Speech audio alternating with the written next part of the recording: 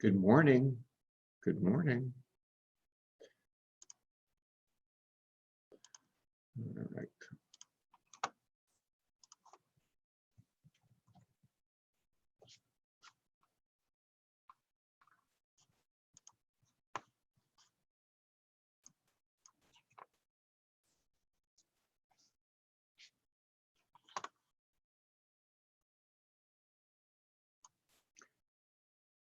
Testing, testing. Everybody here? Looks okay.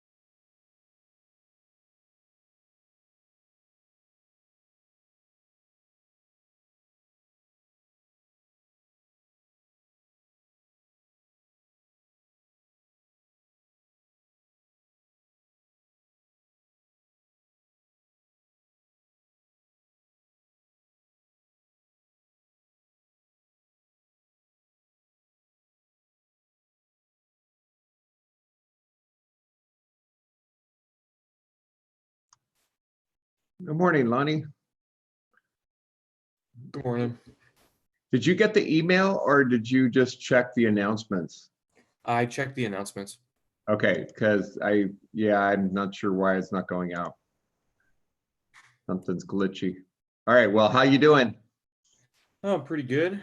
Yeah, Feel well rested, which is rare for me, which is pretty cool. that's a nice feeling. Yeah. Were you able to watch that movie? Oh yeah, my roommate and I watched it. It was hilarious, but also Isn't thought that it was really eye-opening. It was really cool to okay? Good, good, good, good. So yeah, that's our topic for today. And actually it's chapter 10 as well, because we're going to talk about, did you read chapter 10 already? Yeah, I read it. I finished reading it yesterday. Okay, good. Did I tell you to read it? Pretty sure you did. Okay, all right. What's our last Yeah, you did because I wrote down that you told us to read it right at the end of the lecture. Okay, okay. So that actually is pretty useful. I put it again for your next assignment, but actually that's great. If you've read it, then you'll understand much more. Well, actually, first of all, the flatland should be more interesting for you, because you can think about the application of those ideas from 3 to 4 dimensions, right? Yeah, although it's really hard to think about it in the fourth dimension. Yeah. Oh, I find it quite easy myself. I'm just kidding. That's a joke. Sorry. Can you hear me okay, by the way? Yeah, you sound nice and clear. Okay, so I actually I'm not using my wireless mic, so I'm trying to see if that works any better. Okay, so that's fine. Great. Seems to be working. Okay, well, we'll just wait for people to hang out. Any questions? Do you have any issues or things that you've been thinking about, or? Not off the top of my head right now. Okay. All right. So I'm not seeing the announcement go out yet. So unless people go and check, we may be here for a while by ourselves. But so I mean, we can start talking. Actually, I was thinking maybe we get Leona and Leonie, right? They usually come as well. So yeah, I don't see definitely the announcement didn't get sent out. So I don't know what to say. Come join me. It says posted at, okay. It's only 7 minutes later, but let's see if that makes a difference.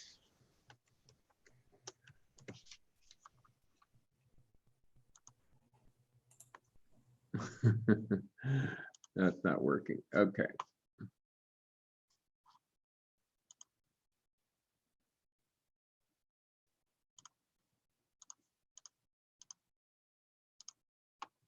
Oh, there it goes. It finally came. Okay, so hopefully we'll get a few people. Did you look at the stars? Have you seen the stars lately? Oh, Leonie's here. Great.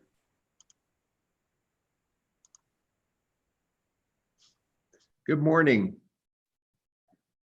Good morning. Good morning. Sorry about that. The announcement didn't go out right away. So we are talking about chapter 10 material, but we're actually, before we do that, going to talk about this funny movie, Flatland, right? I'm actually just curious if you guys, you know, anything occurred to you when you're watching the movie. Did you notice how dated it is? I mean, it's got these very kind of obvious statements about men and women, for example. And then, yeah, anybody have any comments on that? Did you notice that? Anything you noticed? Well, I definitely noticed how the women were deadly. Yeah, they're deadly, right? But what about the fact that they have to? How do they warn people that they're coming? Oh, they had to like screech and start flipping around in circles. Yeah. Right, so they don't hurt anybody, right? Well, it was written at the end of the 1800s, and this guy was clearly, you know, had some issues, but I guess it wasn't fair. It was fairly common, unfortunately, but you know, we live in a different time. So, but it's also historically kind of interesting to just kind of to listen to that. So when you ask the question, how do you make, you know, what happens with your children, right? So did you understand that? Right. So he was what? The main character was what shape? Yeah, he was A square.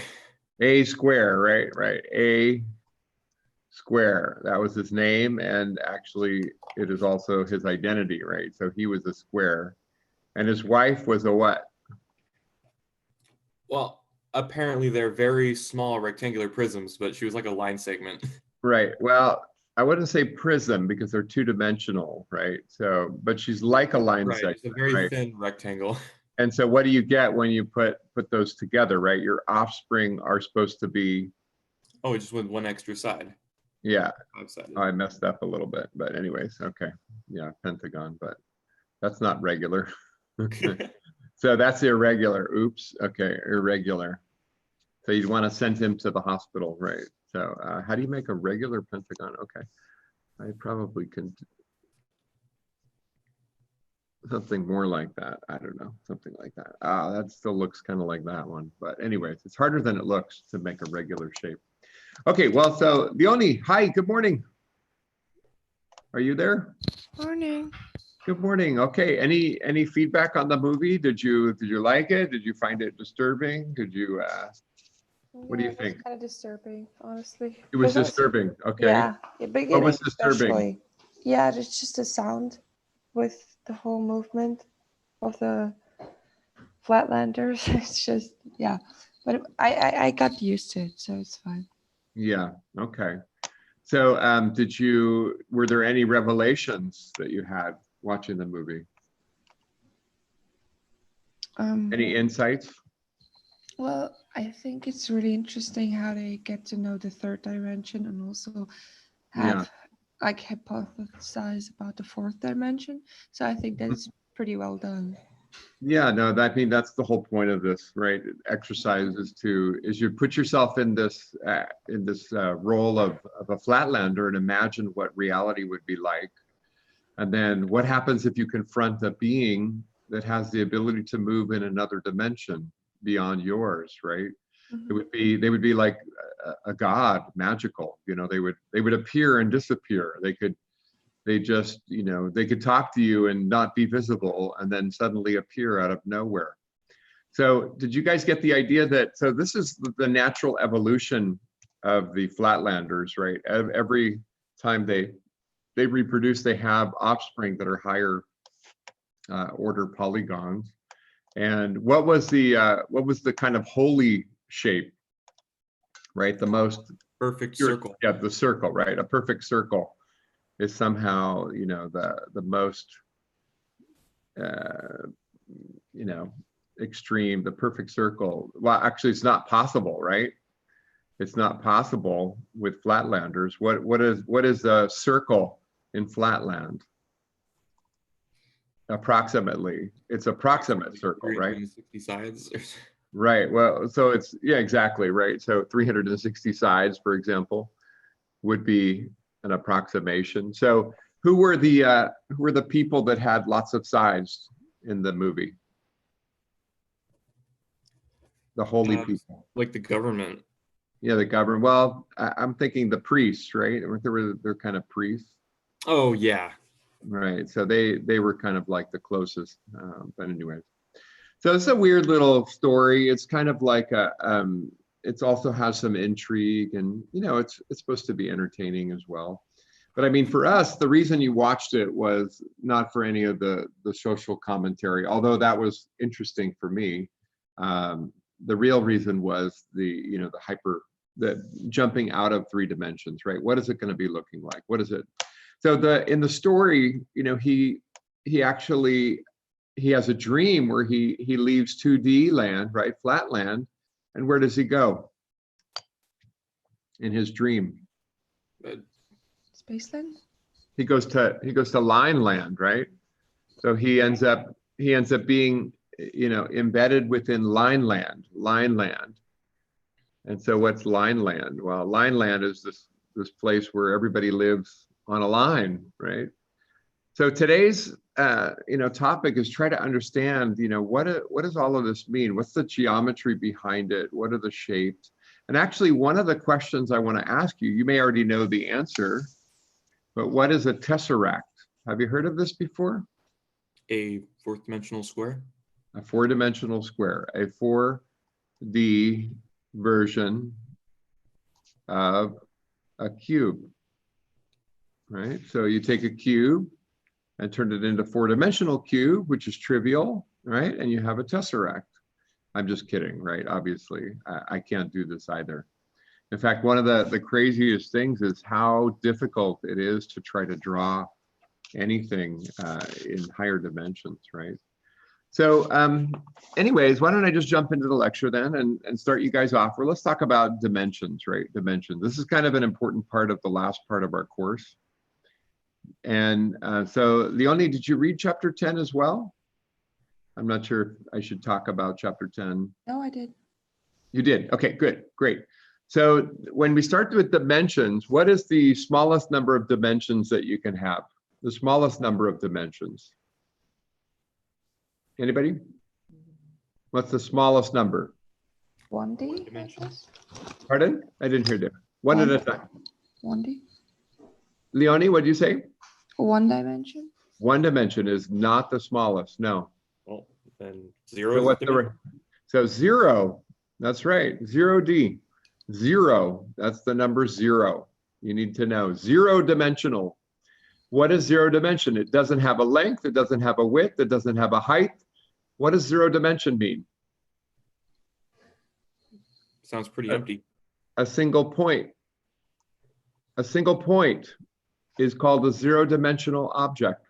It's a 0-dimensional cube, by the way. It's not funny. Okay. So actually, what I want you to start to think about is the concept of 0D means that you have no freedom of movement. So it's interesting in physics, when we talk about, dimensionality, there's a very obvious confusion. You might think that I'm talking about spatial dimensions, but it turns out that in much of a conversation with a physicist, you would find out that dimensionality is any possible freedom, and therefore there are many different kinds of dimensions, not just dimensions of space, not just spatial dimensions, sorry. There are other dimensions. We have dimensions of vibrations. We have dimensions of rotation, right? That's a side topic, but maybe I want you to think about that, right? That other possibilities besides spatial dimensions are vibrational dimensions and rotational dimensions, right? These are also going to be possible dimensions, right? That we'll have to investigate. And we really will, because when I tell you, or when you learn about how many dimensions there are in string theory, you might really have a lot of questions like I do. Where are all these dimensions, right? Why don't I see them? Where are they? And that will be an important part. Okay, so if you take a point, imagine you take a point and you stretch it in some dimension, you stretch it, right? What happens to that point?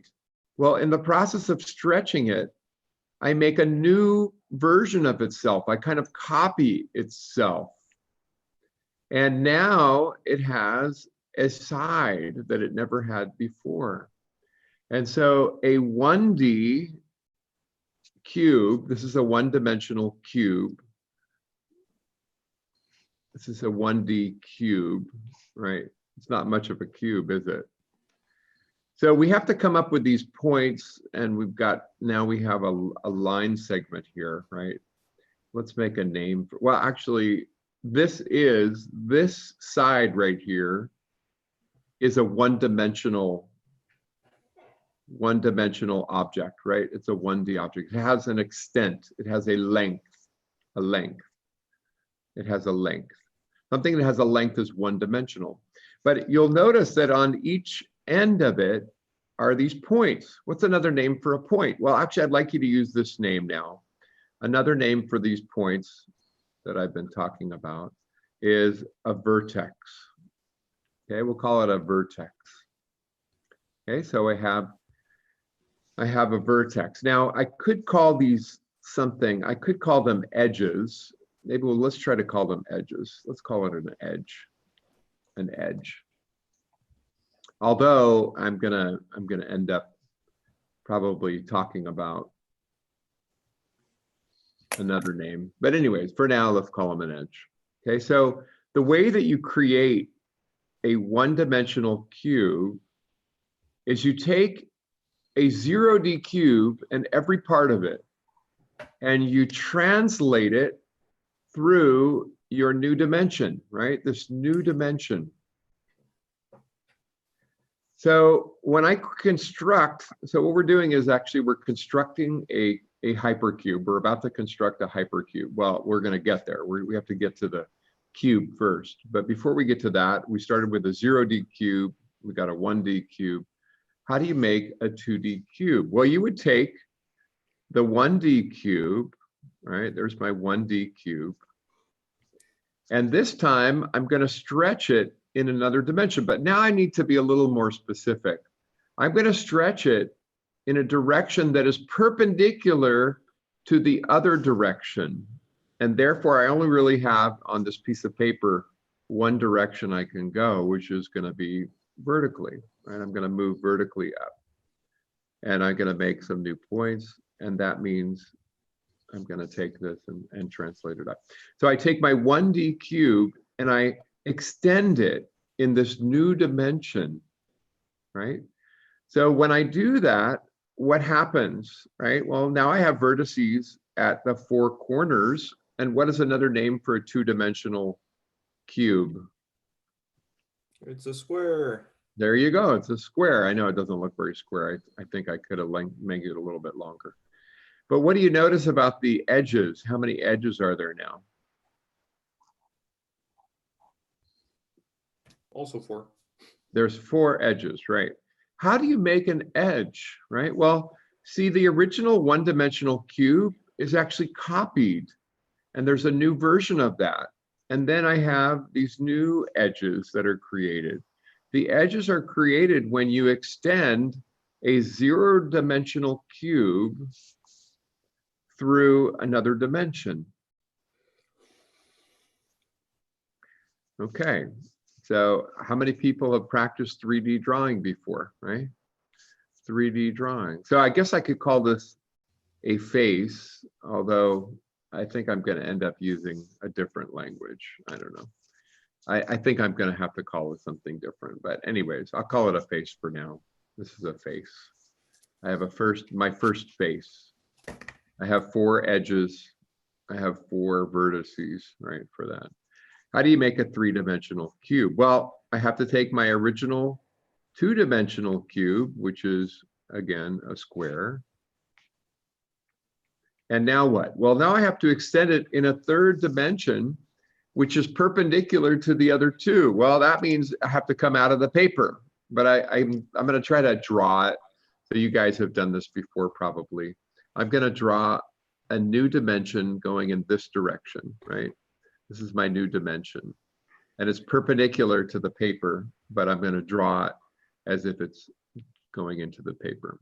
And so I'm going to have a new edge, right? I'm sorry, a new face. I'm creating a second face. So the original face becomes the new face. I have a second face. And then I get these, so now I have my first cube, right? This is my first 3 cube, okay?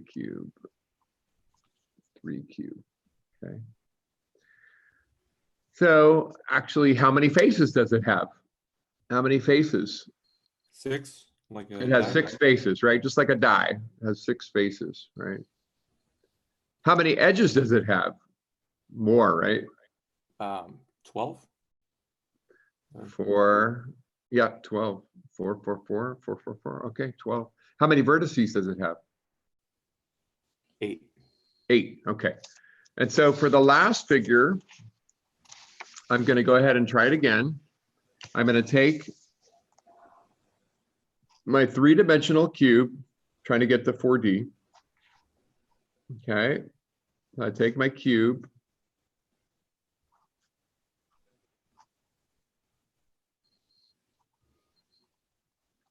Okay, I take my cube. And now I go in another dimension. Okay, so I actually don't know how to do that very well. I don't know how to do that. I can just tell you what people have tried to do, which is imagine that I expand it out, right? Perpendicular, and there's another dimension. Okay, I can't draw it. Never mind. Okay, I can't draw it. But imagine that I draw it anyways. I try to draw something. And this dimension represents a dimension perpendicular to the other ones that I've talked about so far. Okay, so it's somehow a version that's bigger and called, this is called the 4-cube, right? Or another name is a tesseract. Okay, so one of the things that I'd like to try to do is actually, you know what? I've got this kind of funny little animation. Let's take a look. If you take a tesseract and you rotate it, and you take a slice of it, sorry, you take a slice of it, so you can, I'm getting ahead of myself, but a slice of a 4D cube in a three-dimensional slice, a 3D slice is going to be something that you and I can perceive, right? We can see a three-dimensional slice. We can see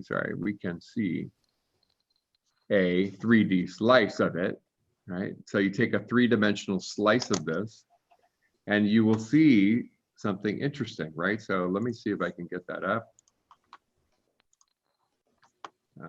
Okay, so hold on. Let me share the screen with you. This is on YouTube. I just looked up Hypercube Animation, and there's a Hypercube Animation. And so you want to think about, this is not a shrinking and growing and distorting cube, but actually a single object.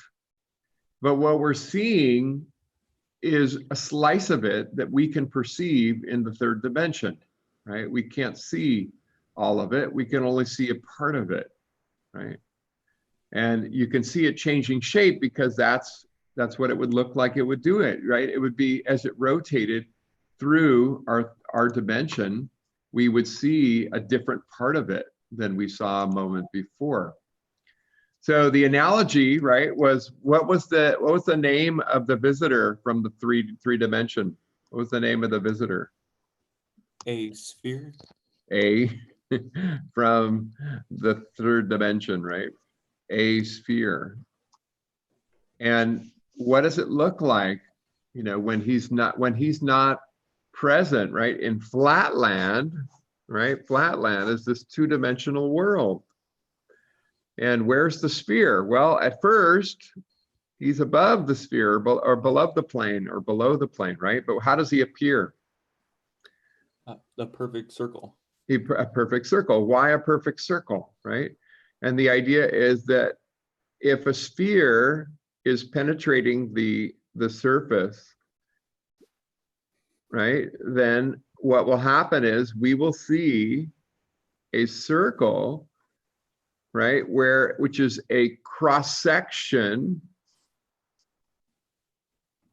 Let me use this word because I want to use it again later today, right? A cross section, right? So cross section is just a slice of the body of the sphere, right?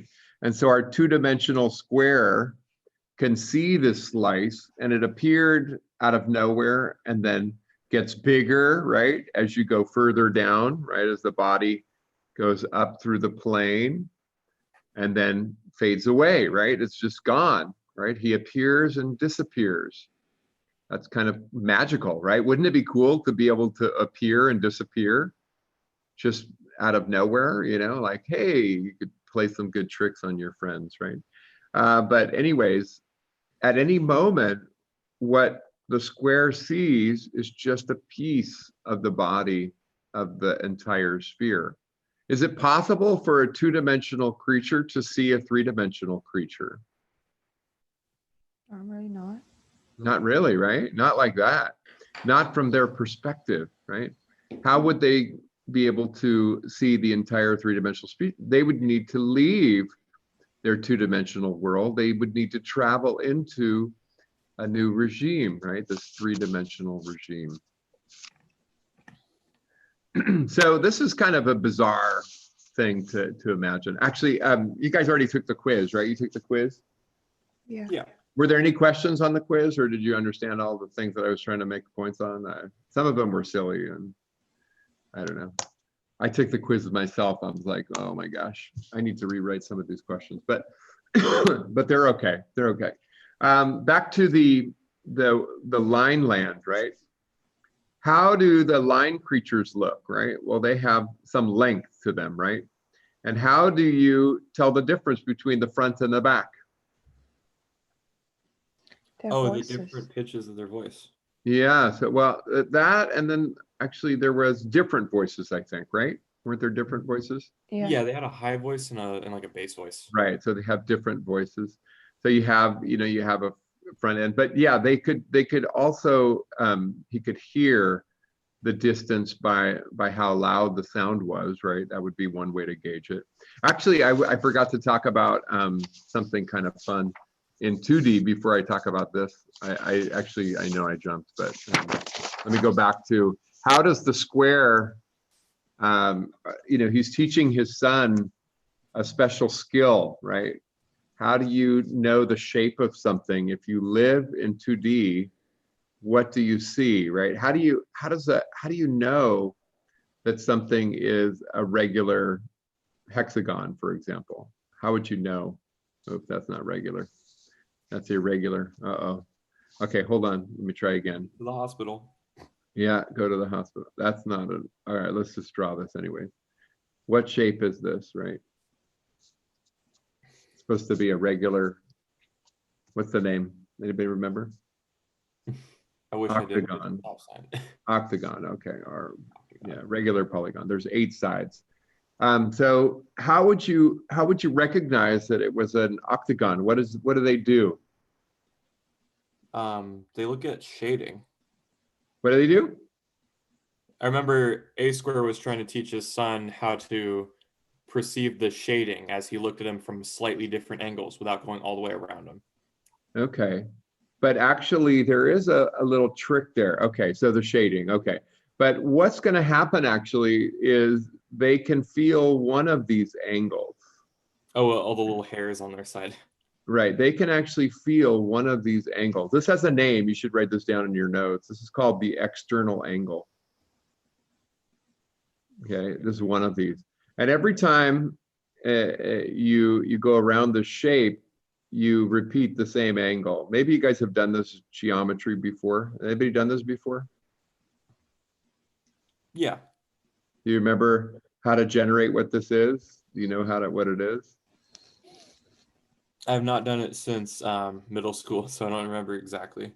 Okay, well, you could, if you did the impolite thing and you went around this octagon, this is a simple kind of mathematical idea that I do expect you guys to understand, right? How many times would I need to turn to go around this octagon? How many turns are there? 8. Well, 8. There's 8. There's 8 of these. Let's call it X, right? And when you go all the way around, how many degrees have you turned? 360. Right, so 8x equals 360 degrees. All right, it's that simple. So what's the answer? What's the turning angle or the external angle for this? 45. What is it? 45. 45 degrees. Okay. So an octagon is 45-degree turning angle. Now there is another angle here, which is inside, right? And actually it's kind of a funny little idea here. What does this inside angle have to be? It's 189. Let's call it an interior angle. Exactly, right. Let's call it, yeah, I heard you, 180. So interior angle, this is the exterior angle. X is the exterior angle. The interior angle, you can easily find by taking, should we call it Y? We'll call it Y. Y equals, that's a Y, is 180 minus x, right? Or 180 minus 45 would be 135 degrees, okay? And so actually, this is kind of cute. What do the angles inside of an octagon add up to? And by the way, this would be true for every octagon in the entire universe. What do the interior angles sum to? The sum of the interior angles. 1080. So you did 8 times 135. And is that 1080? Yeah. Let me pull my calculator. 1080. Okay. Well, that's an interesting number. I don't know. Actually, you know what? That's an interesting number. Huh. 1080. Does anybody know what 1080 is? Have you heard of a 1080 before in skateboarding? Oh, It's that's 3 what it times is. around. 3 times 360. Oh, that's cute, right? 3 times 360. Is that right? Yeah, it is. Oh, 3 times 360. Okay. So actually, maybe I should have started at the beginning, right? Let's start. Maybe you guys haven't done this in a while. Let's see if you guys remember how to do this. So let's take you have to start with a solid, a shape with an enclosed shape. So I need at least 3 sides, right? This is a regular triangle. What is the interior angle and what is the exterior angle, right? So I'm going to go the other direction this time. Interior, exterior, right? So X and Y. What is X for a triangle? What's Y? You can do it either way, actually, right? It's 120 for X. 120 degrees and 60. 60 degrees. And so what is the sum of the Y's, right? What do you get? Total and internal. So you get a familiar 180. thing, 180 degrees. We knew that, right? The angles inside of a triangle add up to 180 degrees, right? Is there a relationship, similar relationship when you go to a 4-sided shape, right? So the interior, exterior, right? Yep, 90, 90. Yeah, okay, so 360. am I doing this backwards? Y, sorry, X. X, Y, okay. I know they're the same, but I want to keep the labeling consistent, right? So you get X equal 90, Y equal 90, and the sum of the Y is 360. Okay, so that's interesting, okay. What about a 5-sided figure? I tried to draw that before and kind of failed, but that looks better, okay. So we have our X and our Y. And the idea is you should be able to generate these pretty easily, right? They're not that hard to understand. Now, I would suggest that it's the outside angle that's the easy one to generate, right?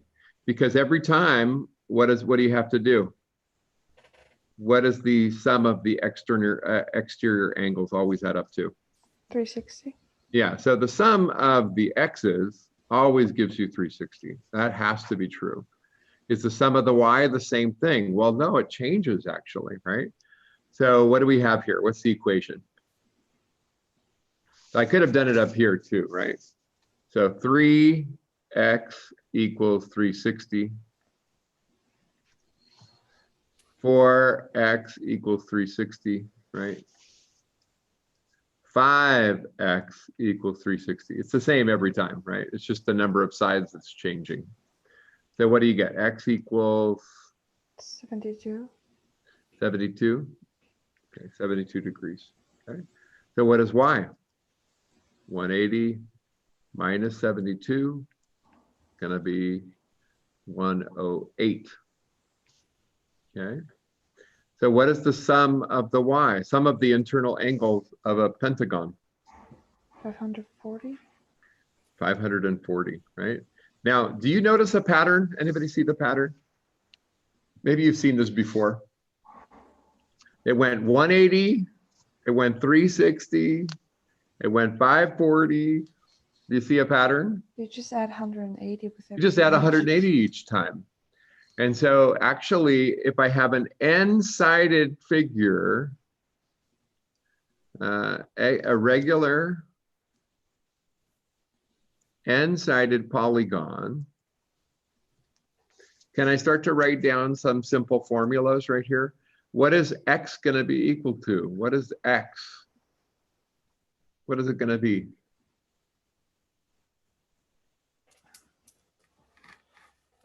nx equals 360. So So x equals? 360 divided by n. There you go. We have a nice relationship. What about y? What's y going to be equal to? Every time.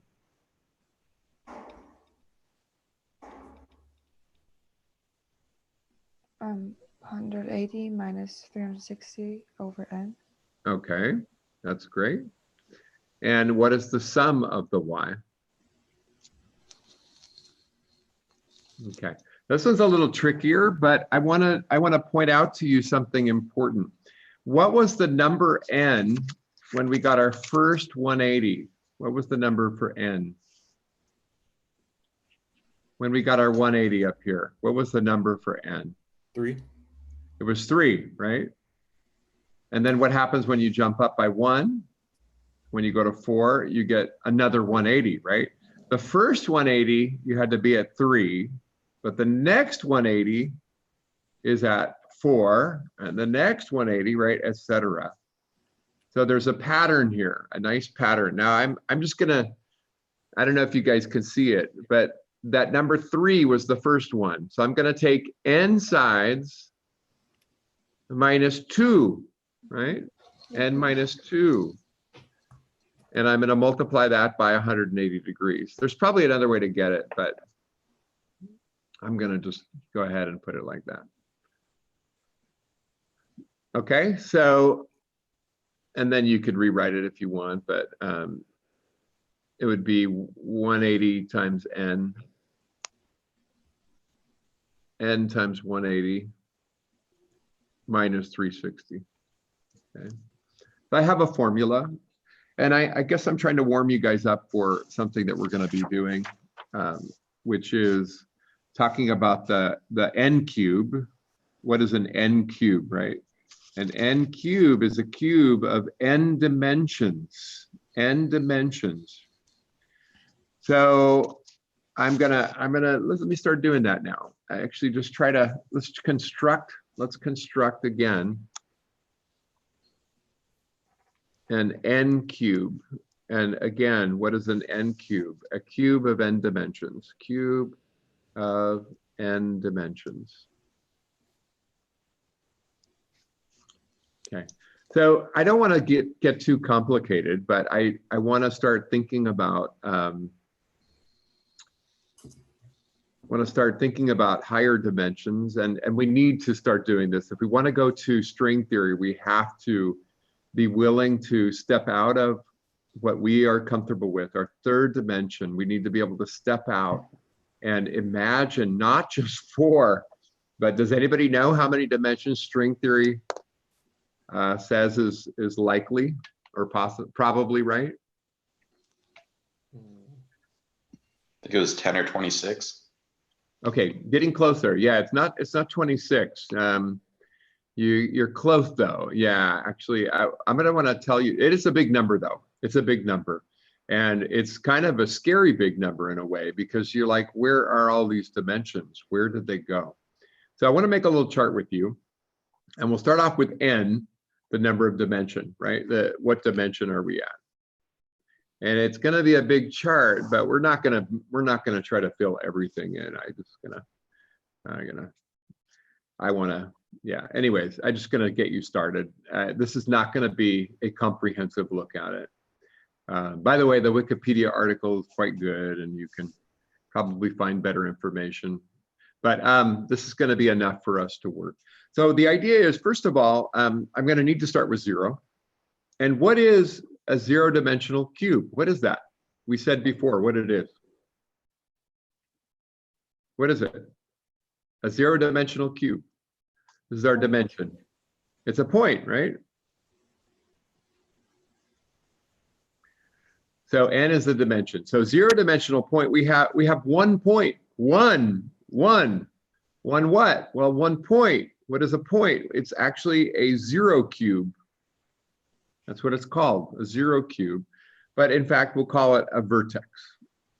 A vertex. That's another name for it, a vertex. Right? Now, what happens when you go to one dimension? What do you do with that vertex, right? Remember the picture that we drew before? What do? You stretch this point into a second point, right? So what is the number of zero cubes now? 2 zero cubes. There's 2 zero cubes, right? One for each end. So what I did is I took my zero cube and I extended it through a dimension, and it automatically copied whatever I started with. It copied the number of vertices I had. The new shape that I get is identical to it. In this case, it's very simple. So 1 zero cube, second zero cube. And what's created as I extend this zero cube through a new dimension is a one higher dimensional cube, right? Every time I stretch into a new dimension, a lower dimensional object turns into one higher dimensional object. So how many of these 1 cubes would I have now? Well, I had 1 zero-dimensional cube, which I stretched. So now I have one cube. And the name I gave for a 1 cube is called an edge. You don't have to use these names. I don't know. I'm just throwing them in there. Think of it like an edge. Shouldn't it be? Oh, wait, I messed up. Sorry. This is 0. There's 0 here, 0 here, 1 here. That's where I meant to put it. There, in a zero-dimensional space, there are no 1 cubes, or, by the way, what's the next column going to be? 2 cube, also called a face, maybe. And the next column is going to be called a 3 cube, also called a cube. And the next column is going to be called a 4 cube. And we're not going to go much further than that. This is called a tesseract. But you should be able to go further if I asked you to, right? If I said to you, how many vertices does an n-dimensional cube have? Then there's an answer. It's not that hard to generate. So there are 0, 0, 0, 0, right? I can keep going. There's this chart keeps going, n cube, n cube. Has no name. I don't know what to call it. But the idea is, so these are going to be 0 as well, right? From now on, right? And now when I go to the second dimension, right, the way I do it is I take my one-dimensional object and I extend it into this new dimension. So I started off with a one cube. Well, now I have 2 of them, but then I also get 1 cubes from the new sides that are being created, these new edges that are being created, which is really from the extension of a 0 cube through that new dimension, right? So my second dimension, how many vertices do I have? 4. I have 4 vertices. How many 1 cubes do I have? Also 4? It's also 4, okay. And how many 2 cubes? 8. You get 8. So does anybody see the pattern? What's the pattern?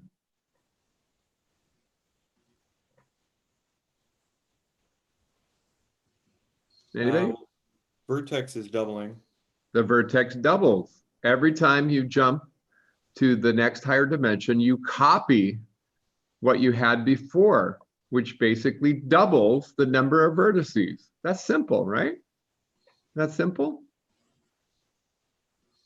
Okay, how do you get 1 cubes? How do you get edges? 1 cubes. What's the answer now? How do you get the number of edges now? What was the answer to the number of edges or one cubes? 12. You got 4 on top, 4 on the bottom. How did you get 12? How do you get 12? Right. How are you going to mathematically get 12 out of this?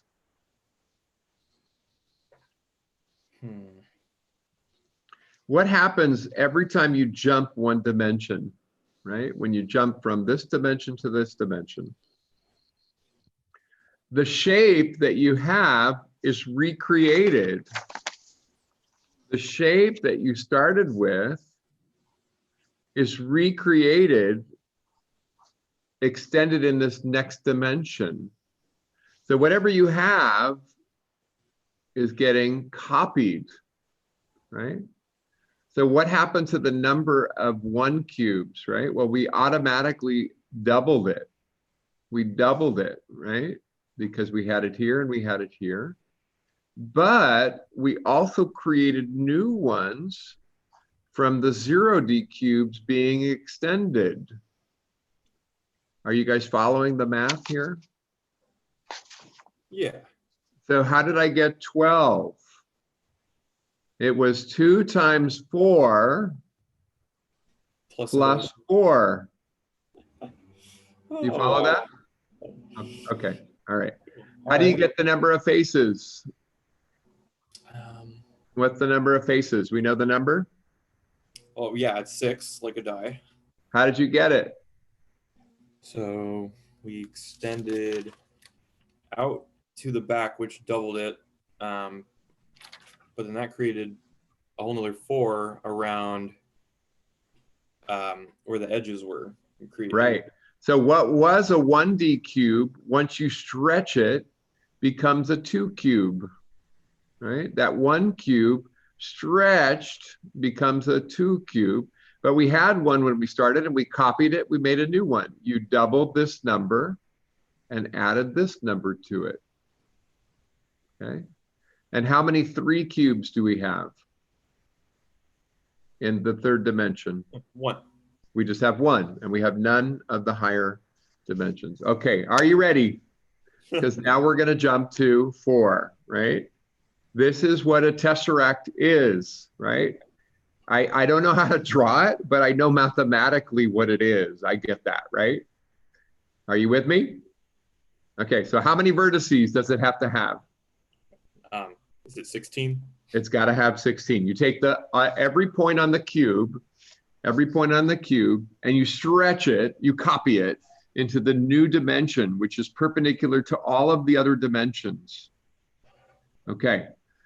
So how do you get the number of 1 cubes? What do you do? Who can figure this one out? This is a little tricky. Let's see if you can get it.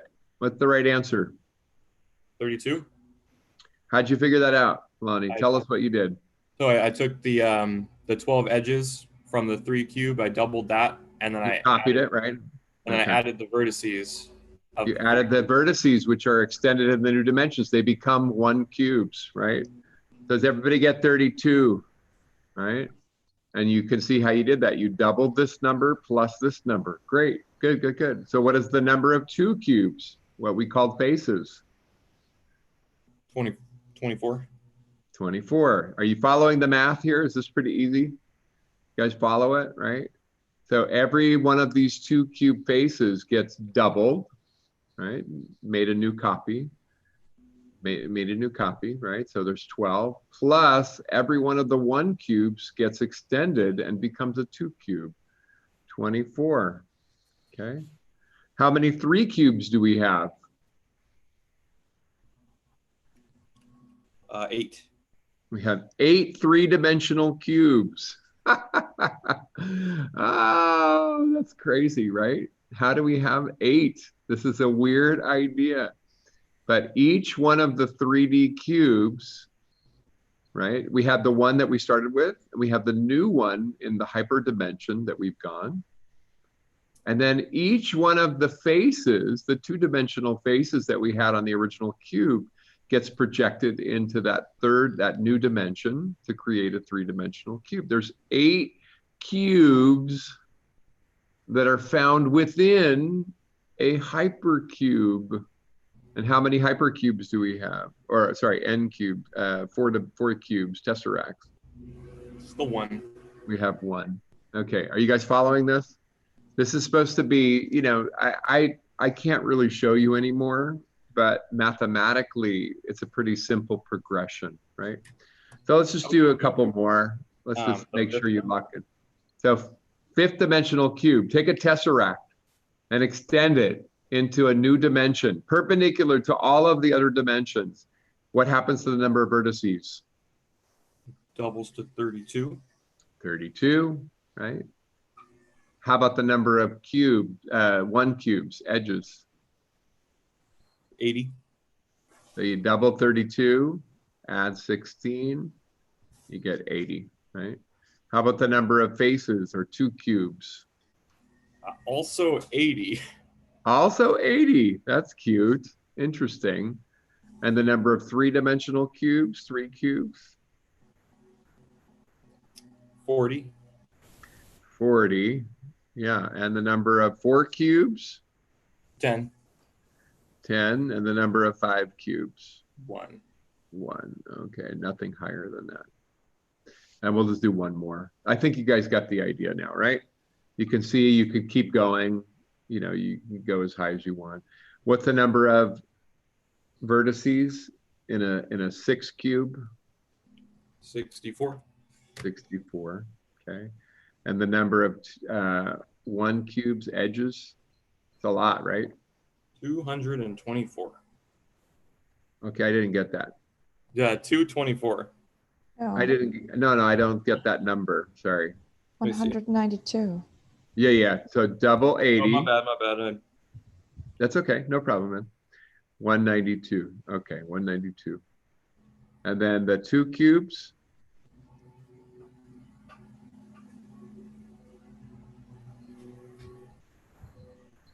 What do we get? 240. 240. Okay. And the number of 3 cubes. 160. 160. The number of 4 cubes. 60. 60. And the number of 5 cubes, I 12. guess. 12. And the number of 6 cubes. 1. Okay. So you always get a 1 for that order cube, right? And then this is kind of interesting. So what happens to the number of vertices? It steadily goes up. What happens to the number of edges? It steadily goes up. Everything just goes up. But did you notice something interesting? At first, we had more vertices than edges, but very quickly, it passed it up, right? And the same thing happens with this too, right? The two-sided faces start off less, but very quickly, they pass it, right? And the same thing passes, right? So these things progress in a very steady way. They double every time, but these accelerate, right? They're going to accelerate. That's kind of an interesting idea. I don't know. Actually, I was gonna try to do a little bit more. Do you guys want to try to come up with a formula, right, for n? It's a little tricky. I don't know that this is worth too much of our time. But this one's easy. This one's super easy. How do you find the number of vertices? Really simple. Anybody? You just double it every time, right? So it's times 2, or 2 to the nth power. Ah. So what's 2 to the 0 mean? 1, yeah. It's 1, right? 2 to the first, 2. 2 to the second, 4, right? It works beautifully. Now, how do you find the number of edges? This is a little trickier. So I'll tell you what, I don't think we need to do that. I just, if you're interested, it's a mathematical fun thing you can try to figure out. Is there a formula? Yes, there's a formula. It's a progression that you could try to look for. Can you tell us the formula? Huh? I would like to know the formula. Well, I have to derive them, but actually, why don't we take a look then? How did you figure it out? How do you get this number right here? What do? You look at this level here, right? So actually, we'll go back to the start. How did you get 2? Well, that was 1 times 2. That's easy. But how did you get 1 here? Actually, you had to start with a 1 here, right? You have to start with a 1 here. How do you get this number right here? You double this one. And add 2. And it's always going to be, yeah, and then you add this number here, right? So from the level before, you double the number that you had, plus you add this number from over here, right? So this number is, okay, so actually, you want me to show you what I might, yeah, let me see. So if I go to the n-1 level, let me show you what I might do. This is called an induction proof, okay? So what this number here, it's gonna be, so let's say we're trying to look for, you know what? This is tricky. Okay, let's see. There's actually a nice formula though. Let's see. How do you get 1? You gotta start with this. Okay, starting with this one. So you're gonna do, it's not quite 2. What do you do? So it's gonna be the n, for the first one, you have a 1. So the first one is a 1. So when n is 1, n equal 1, you get a 1. N equal 2, you're going to get a 4.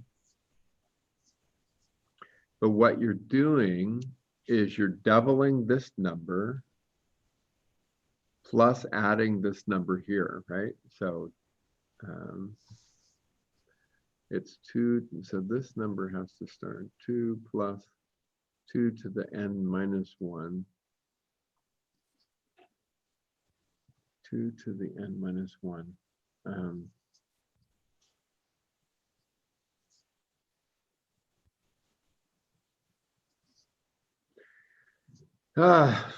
Well, I don't know. Hold on. Let's just cheat. Okay, here we go. Let's go to, I think we can figure it out, but it's a little tricky. Okay, hold on. I'm going to show you let's go to the Wikipedia page. Now here is the Hypercube, an n-dimensional analog, blah, blah, blah, blah, blah, blah, blah. Okay, so Tesseract. So the 3-cube, 4-cube, I'm using the same notation as they talk about. And here is the creation of the Tesseract. And then here are the formulas. Okay. The number of m-dimensional hypercubes on the boundary of an n-cube is, this is our formula. So let's see if you want to try and use it. Should we use it? Yeah. Let's see if we can write this equation down. A little confusing, but let's try to understand it just for fun. Okay, so it's the number of m-dimensional hypercubes on an n-dimensional cube equals 2 to the n-m. Oh yeah, that's actually right. Okay, n m. Okay, and remember what this means. N m equals n factorial. We talked about this last time, huh? M factorial. Oh no, we didn't. Other class. Sorry about that. Okay. So let's see if we can use this formula. Okay. So it says this is the m cube on an n cube. Okay. So let's just do this by hand, right? Okay. So let's try, should we jump to 2? Let's just jump to 2 right away. Okay. So how many vertices or 0 cubes are on a 2-dimensional cube? Okay, so you're going to go 2 to the 2 minus 0. Okay. And then this thing right here, we're going to put 2, 0. Okay. And this is equal to 2 squared times 2 factorial over 0 factorial, 2 factorial, right? And so that gives you 1, and 0 factorial is 1. So I get 4. Okay, it worked. How about 1, 2, right? How many 1 cubes are on the 2-dimensional cube? Okay, the answer is going to be 4, but let's just see that we get that. So 2 to the 2 minus 1, that's just 2, times 2 factorial over 1 factorial times 2 minus 1 factorial, which is also 1 factorial. And so this gives us 2 to the first power, right here, times 2 times 1 over 1, right? So that's 4 again. Are you following this? Yeah. Is it okay? And then we know the answer is going to be 1, right? Because whenever these numbers match, it's got to be 1. But let's just see that it works. 2 to the 2 minus 2 times 2 factorial over 2 factorial 2 minus 2 factorial. Okay, so it's going to work out, right? So it's going to be 2 to the 0 times 1, which is just 1. Okay, so every time you have m and n matching, you're going to have to get a 1, right? Because of this is going to, the math is going to work out. Okay, so should we try it for the bigger one? Yeah. And then we can use this anytime, right? It's a nice formula. It's not that hard. Let's try, should we put, what do you want to jump to 4? Let's jump to 4. Or you want to do, we should do 3, I guess, huh? Okay, so 0, 3, let's do that. Okay, how many vertices? We know the answer is 8, right? Let's just make sure we can get it. So 2 to the n minus m, 3 minus 0, times 3 factorial over 0 factorial, 3 minus 0 factorial. Well, that's nice, right? Because it's always going to be that when you have a 0 here, this thing is going to be 3 factorial over 3 factorial. This is 1, right? Just a 1. And so I get 2 to the 3rd power, which is 8. Okay, it worked. Okay. How many edges? So that's 1, 3, 2 to the 3 minus 1 times 3 factorial over 1 factorial, 3 minus 1 factorial. That's 2 to the 2nd power times 3 times 2 factorial over 1 factorial, 2 factorial. Okay. And so I get 2 squared, 4 times 3, I get 12. Okay, it worked. Isn't that cool? Mm-hmm. Okay, all right. Keep going. 2, 3. It's going to be 2 to the 3 minus 2 times 3 factorial over 2 factorial times 3 minus 2 factorial. Again, we get 2 to the 1st power times 3 times 2 factorial over 2 factorial times 1 factorial. 1 factorial is 1. And so I get 2 times 3, which is 6. Okay. And then we know what 3, 3 is going to be, right? Whenever we have the same number, we're going to get a 1 every time. It's got to work. Okay, I'm not going to do the math. Okay, so if you see it's actually working, should we try to jump to something weird? I guess we should just jump now. Let's do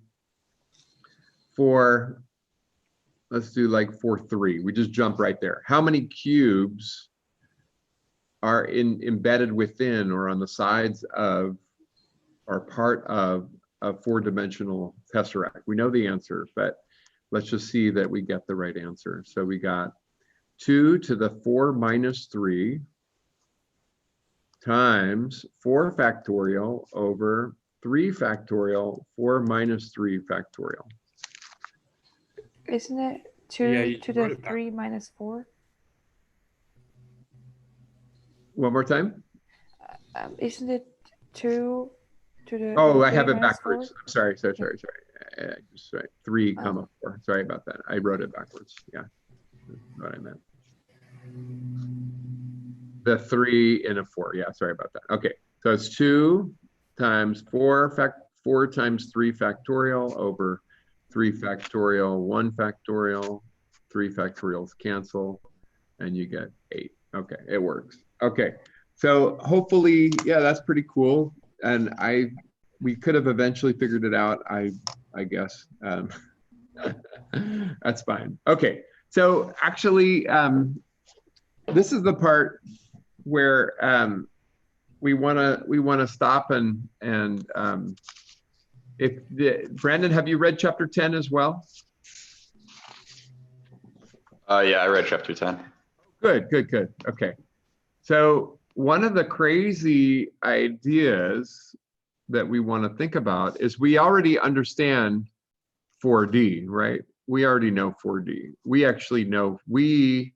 know 4D. I know I told you we didn't, but we actually do.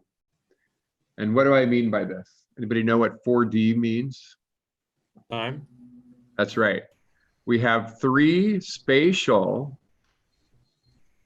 dimensions and 1 temporal, right? 1 temporal. Temporal.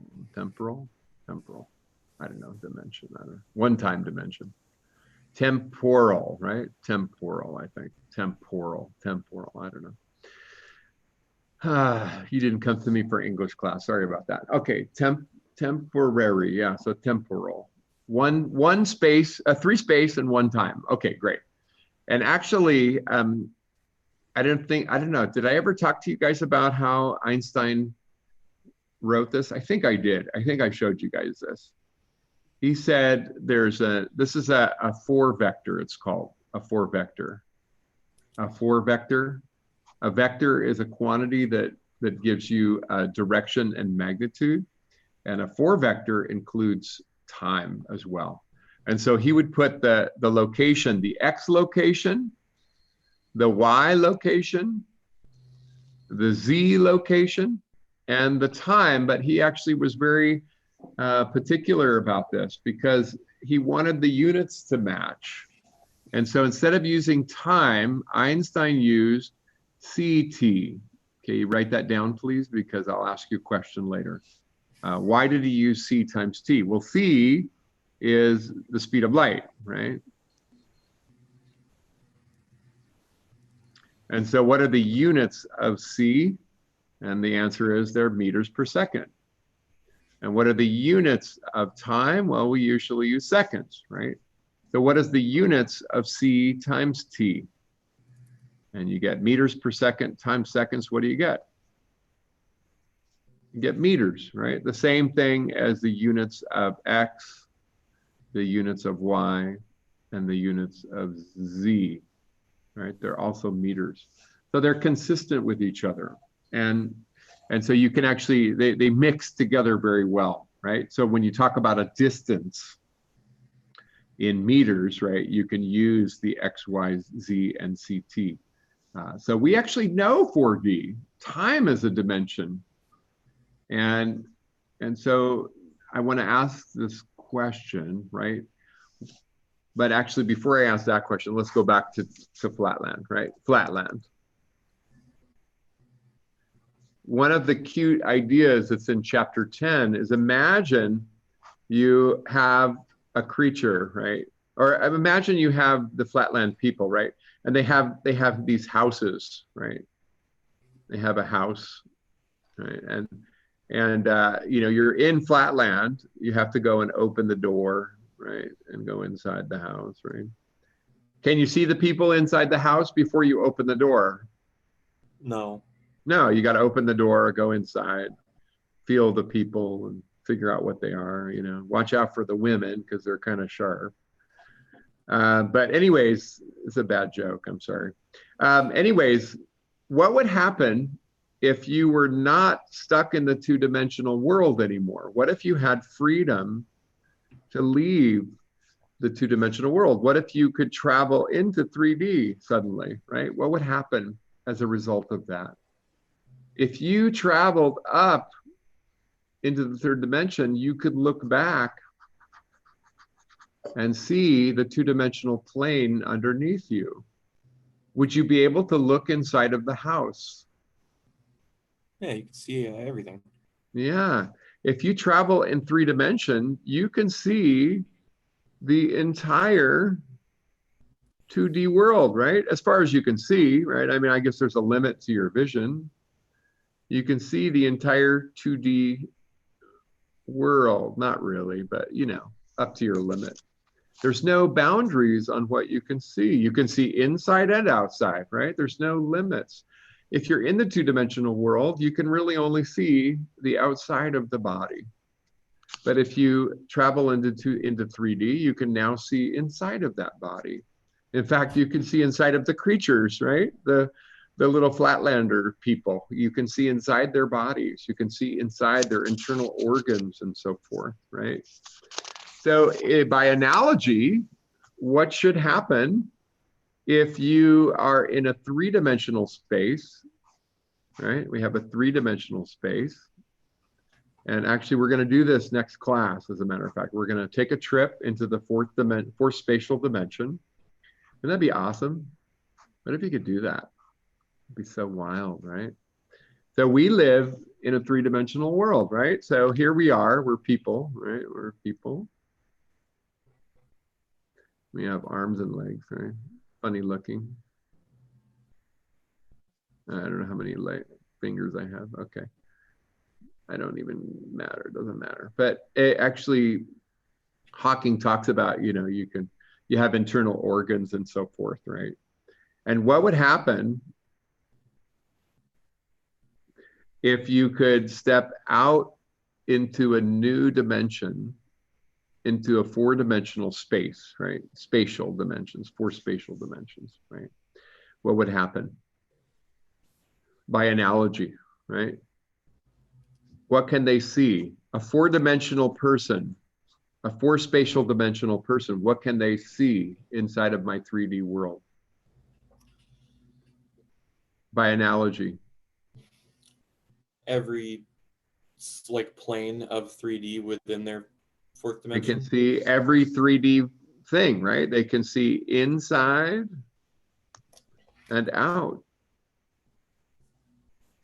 of 3D objects, right? They can see all of that. None of that is hidden to them because they are in a new dimension. It's almost like a stretching dimension in between every point of our space-time. I want you to stretch every point of our space-time into this new dimension, right? And you can't do that. We don't have that capability, right? At least most of us. But in fact, this 4-dimensional creature does it as part of what they do, right? They don't even think about it. They just exist in this new dimension. They would be able to see inside of us, right? They would be able to see every part of the universe, every part of the local universe, right? That, I mean, obviously there's an extent, right? I don't know. I'm not sure. I don't know what to say. All right, so now, you know, that's kind of a crazy idea. So anyways, let's try to go even crazier. I want you to imagine that we are in fact 4-dimensional creatures, right? We are 4-dimensional creatures. And the 4th dimension is what? What's our 4th dimensions? We are 4D. What's our 4th dimension? Time. The time dimension, right? So what do we look like when we look at a 4-dimensional version of ourselves? Well, there's actually places where you don't exist, right? There was a time when you were born, right? There was a day that you were born, and there will be a day when you die, right? And what happens when you were born, right? Something amazing happened, a kind of an amazing miracle, right? And your parents managed to create a new entity that didn't exist before, right? But when you first started, you might remember that there's just this tiny little fertilized egg, right? You don't even have a body yet. You're just this egg, right? But before that, you didn't exist, right? There's just emptiness over here. This is time, for example. Let's make this dimension time, right? Let's make that dimension time. And I want to somehow get this idea that you, right, your personage, at any moment in time, right, at any moment along the time axis, there's going to be a three-dimensional version of you, right? That's you, that's your body, right? And when you started, it was really tiny. It was very, very small. And then you were a little person, right? So you had a little body, right? You had a little body.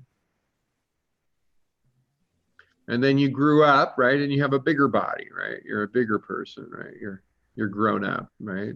And then you start shrinking, right? You guys remember that? Older people shrink, they get smaller. You know, so the idea is that at any moment in time, there's a cross-section of your four-dimensional self that is a three-dimensional body, right? A cross-section of a four-dimensional object could be a three-dimensional cross-section, right? Which represents your body at any moment in time. And so if I think about, if I could somehow see the whole thing, right? Which means I would have to step into a fifth dimension, what I would see is the entire timeline for your existence, right?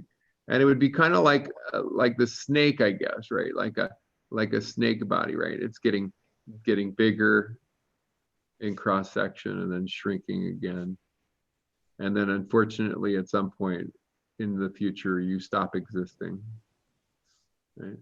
So you have a beginning of your existence and an end of your existence. And while you exist along the time dimension, there is a tube of you, right? And every cross section of time is a three-dimensional version of yourself. Are you guys following this? A five-dimensional creature would step out of all of our four dimensions, right? They would step out. And what would they see? What would they see? What would they see? They would see the whole four-dimensional version of us, right? Which means they would see our entire life in, never mind, I'm going to stop. I don't know what this, in a moment, I don't know what that's true. So this is actually that movie, what was that movie called, where the aliens come? There's a lot of those. Arrival. Oh, actually, there's a lot. You're right. And did you guys? Oh, then what was that movie with the guy falling inside of the Interstellar? These are movies that. Have you guys seen these movies? Yeah. Yeah. Have you seen this? Yeah, I've seen Arrival. And did you see this? Yeah. Okay, Brandon, did you see these? I've only seen Arrival. Okay, you saw Arrival. But remember something in Arrival? They seem to not understand time, right? I don't know if you remember that movie. They seem to not understand time. They have no concept of time. And so when we ask, what is this fifth dimension? Is it a spatial dimension or a time dimension? I don't know. I don't know what it is, right? Can you have more than one time dimension? I don't know. Maybe that's a possibility. So I do want to actually finish, and my time is just about up. But the concept is, do they experience time? They may not, right? They may not have a time dimension, right? The way we do. We know that time is special for us, right? They may not have one of these special time dimensions. In fact, their fifth dimension may be just spatial, right? They may not, they may live their entire existence in a single moment. I mean, I don't know what that even means, right? I have no understanding of that. I live my life in a very linear way along the timeline, time axis. I can't remember tomorrow. I can only remember yesterday, right? So that's an important quality. But anyways, this is the concept of higher dimensional space. The time doesn't have to be that way. Now, I do have a little issue. You guys might know the story in time travel. Have we talked about this time travel? We talked about time travel? We read about it. We read about it? Okay. We talked about So what's the idea? You have a timeline, right? And you know, you invent a time machine. What do, right? What happens if you go back in time and you kill your grandparents, right? Right. grandfather paradox. Yes, right. Have you heard about that? The grandfather, is that what it's called? The grandfather paradox? Yeah, something like that, right? So paradox, right? You went back in time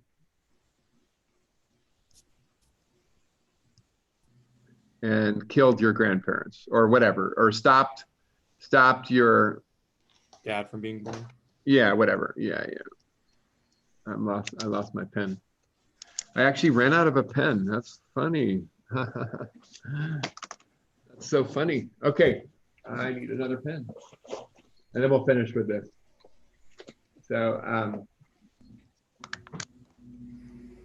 stopped your you don't have to kill them. Grandparents from having your dad, right? Having your mom. One or the other, doesn't matter, okay? So could you be born, right? So the idea is you can't be born anymore. So the problem is, have we talked about this or not? I feel like I kind of remember this, but maybe not. What's the resolution to the paradox, right? Well, if you aren't born, then you can't go back in time to stop yourself from being born. And so it might be that as time progresses, if you go back and try to change it, as you move forward in time, something happens. This doesn't happen anymore.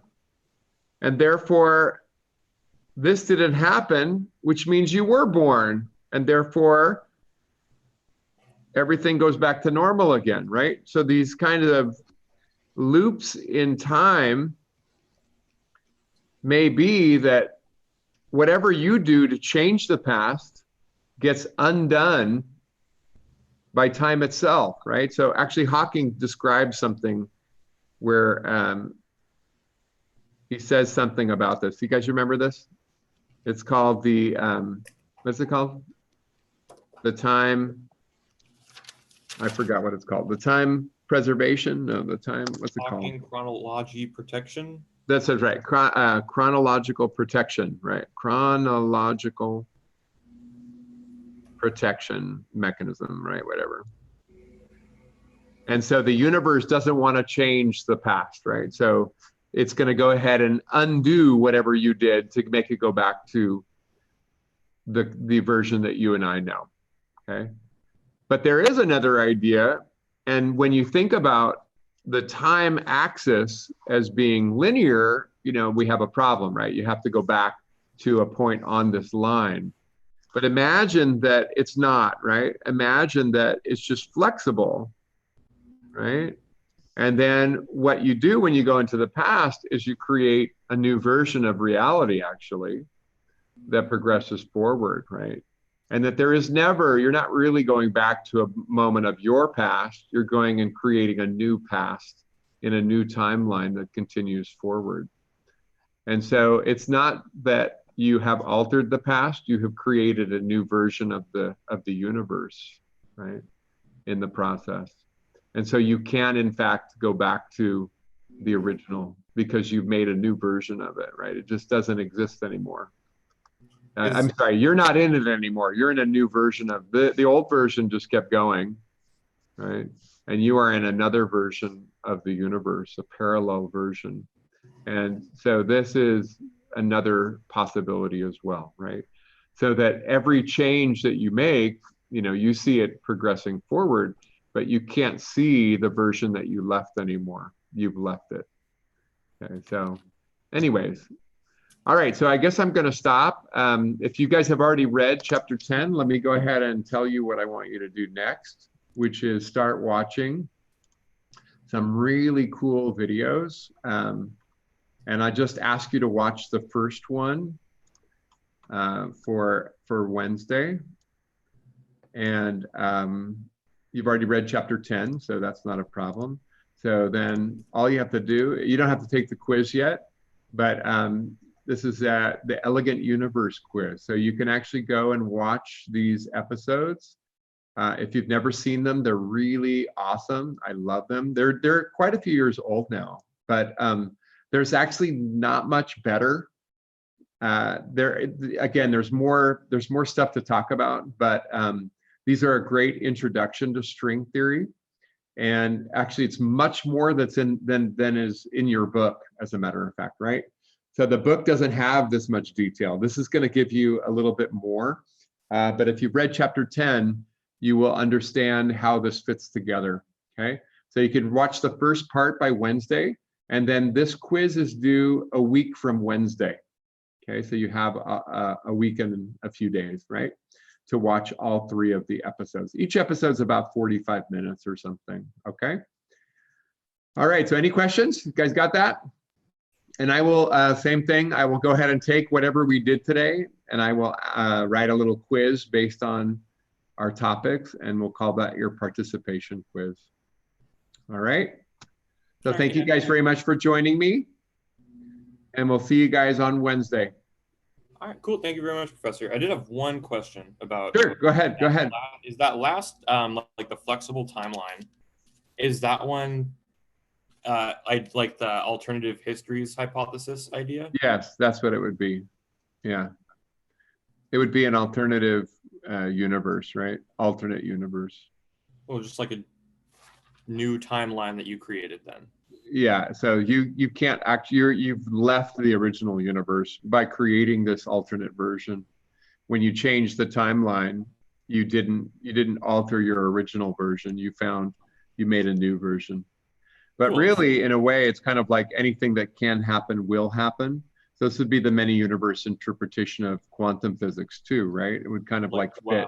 The world line idea? Yeah, it would be kind of like, yeah, you found a place where this did happen this way. It's really almost what happened, right? What you did is you went in space, you went to a new version of the universe that already kind of existed, right? Because all those possibilities already existed. And so you've just stepped into that new version. And that's what you're experiencing from now on. So that universe probably already existed, in other words, right? You just have discovered it and entered it at this point here and continue forward from that point on. Does that make sense? Yeah, that's awesome. I mean, I don't know if you know, that's not usually the way they talk about it, but really, if you put it together with the quantum mechanical idea of the many universe theory, that's kind of what it's alluding to, that these exist already. Okay? Yeah, all right. All right, great. We'll see you guys on Wednesday then. Have a wonderful day. All right, you too, Sean. Have a Okay, good one. bye. Bye.